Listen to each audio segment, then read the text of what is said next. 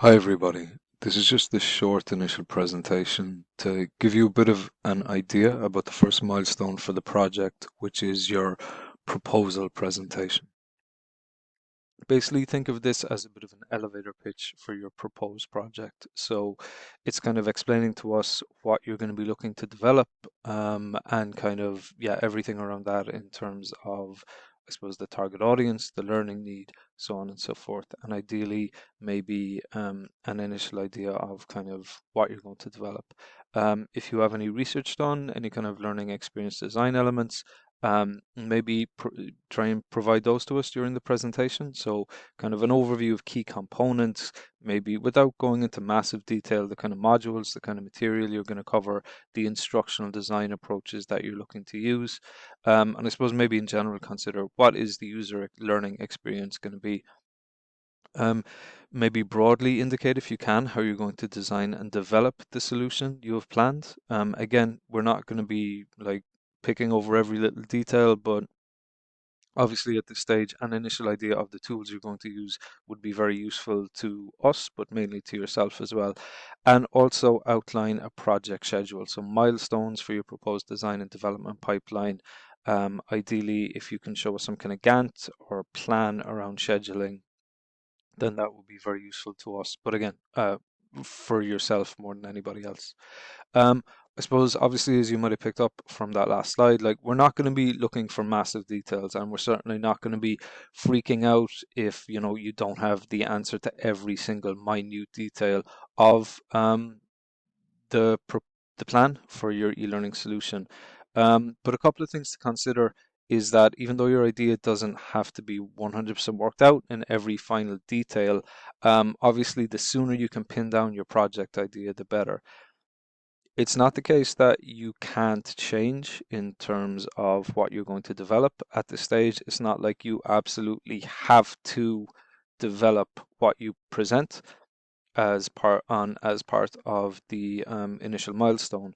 But obviously, you know, the sooner you can be kind of concrete in terms of what you're going to develop and kind of, I suppose, get the thing on the road, the better. Like I said, it's not the case that what you present on you absolutely have to do for your final e-learning project solution.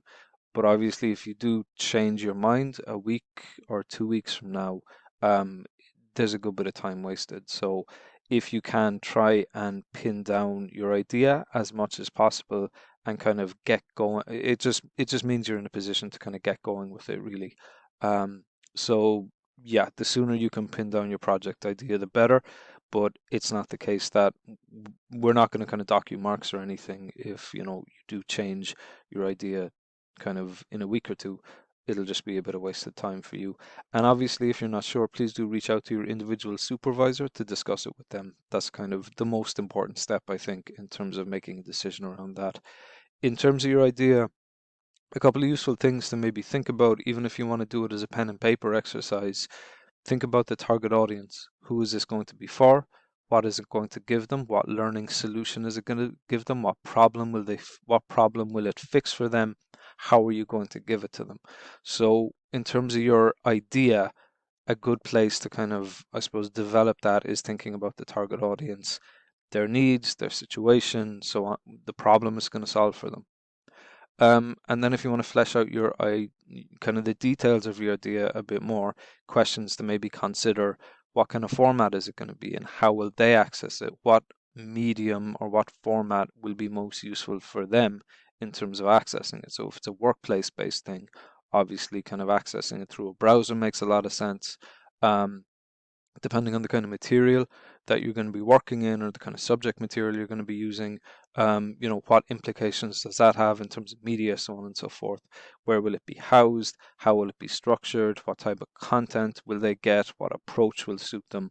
All of these kind of things. And like, you know, you can maybe consider these like, there's in an ideal world, it will be a virtual reality simulation of XYZ, but kind of you don't have to be held to that either for the purposes of the project. Think about kind of think about making a very strong argument kind of that also suits you a bit. So, in an ideal world, it will be mobile based, but for the purposes of this project, I'm going to make sure that it's, browser based. It's something, because it's browser based, it's something they'll be accessing through their work or at home. And browser, because it's browser based, that suits the my use of animation or my use of video or the kind of graphics that I'm going to use, so on and so forth. So what you're really doing here is you're constructing kind of a good argument for us that, like, this is what I'm going to do, and this is why I'm going to take this approach. This is why this will work for the target audience that I've identified. And then from that, you can kind of you can kind of think through or help develop your plan by asking the question, okay, what's required to make all of this happen? So, like, those questions are really just ways of maybe helping you flesh out your idea, the kind of more details on kind of what you're going to do, and based on that, then your plan. So, again, going back to my own example, I wanted to make something for Irish young people around kind of helping their mental health. So kind of based on that, I identified, okay, well, they're probably going to be using smartphones, so it'll be an app prototype. They're going to be looking at it through their phone. So the content that I'm going to use is very kind of graphical, and I'm going to try and avoid big long stretches of text.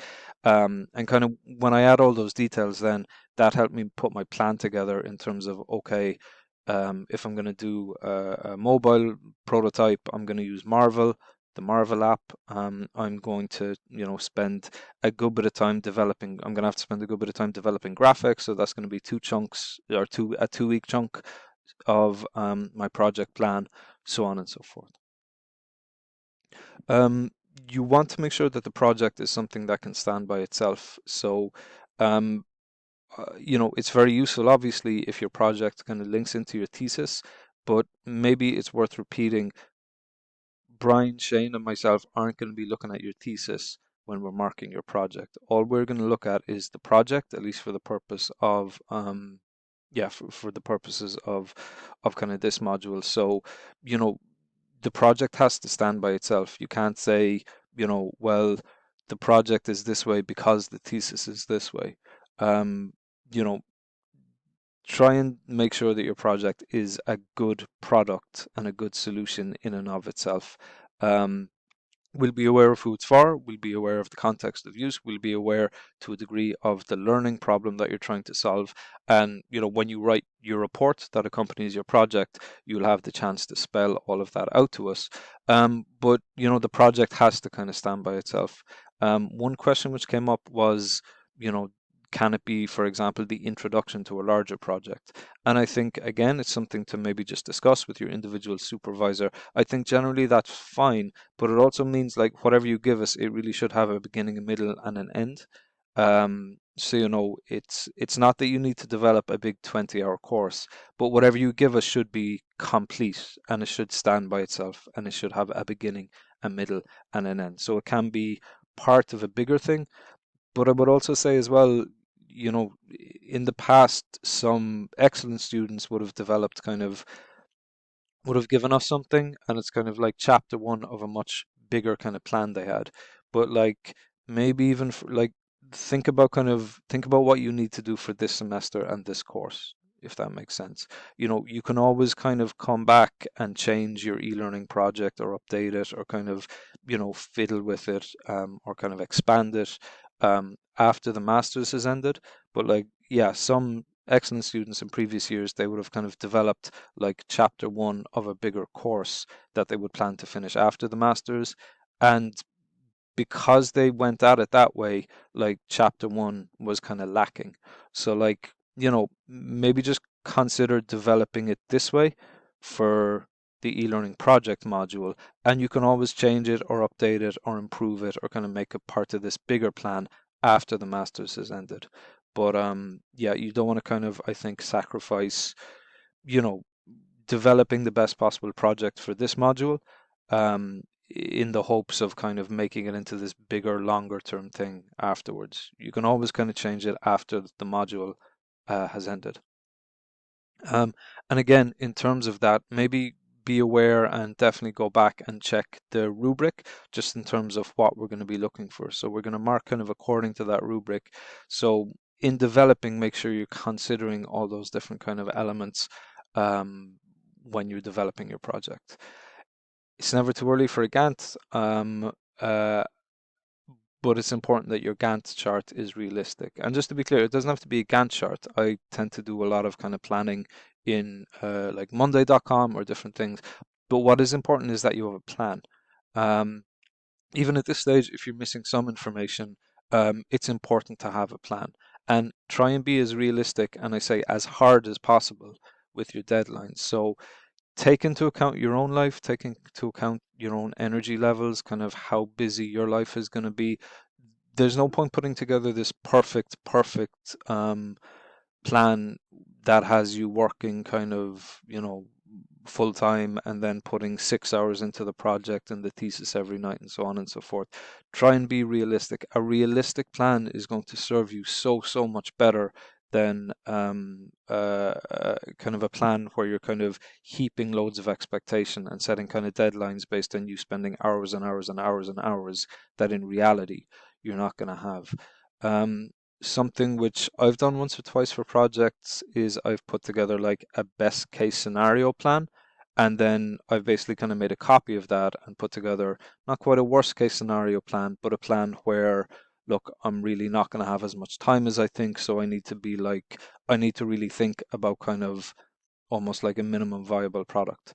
And with the latter, I've also found as well, like, if I can get that done, very often I find that I have a bit more time at the end for kind of polishing it and everything.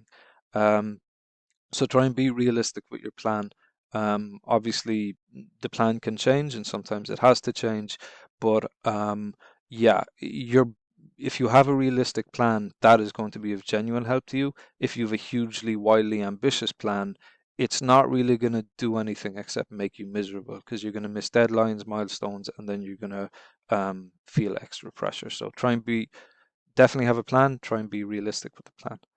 Um, Keep coming back to the target audience, and this is true for the proposal as well. Um, what's the target audience's learning needs? What's the context in which they'll use the solution? What will their availability be in accessing the solution?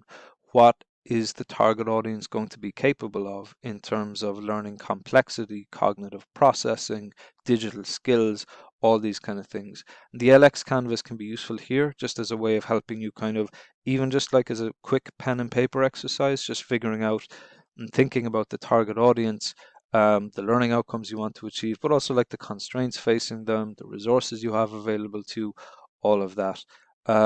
It's a good first step, I think, the LX Canvas, and it can help just kind of plan out things a little bit, or at least kind of help you think through all the different elements that are going to impact on the solution you develop. Also, as well, it's very early days, obviously, but it's never too early to start telling potential pilot participants about kind of what you're going to need from them, when you're going to need it, and kind of lining them up. Consider maybe just even kind of reaching out to them to give them to let them know what you're planning on doing and when you think piloting will be. And more often than not, I have found people are very kind of good and people are very willing to help. Um, but you kind of want to give them enough notice and give them enough information. And that also has a purpose, like reaching out early has this purpose of kind of getting them interested, getting them almost excited for it, getting their kind of feedback, so on and so forth. The thing about piloting with people is you're all very hardworking. You can kind of, as we saw in semester one, you can kind of really, put in the work and put in the effort, and you have the intelligence and the capacity for all of that. The thing about the piloting is it's kind of, you're not reliant on your own skills and abilities. You're reliant on other people's availability. And the logistics that accompany that can be quite challenging. When I was doing my own project, the toughest bit by far was getting people lined up to pilot the thing for me and being able to get their feedback, because they have their own lives, they have their own schedules, they have their own limited availability. So try and get an idea, even kind of as part of the development of the initial presentation, an idea of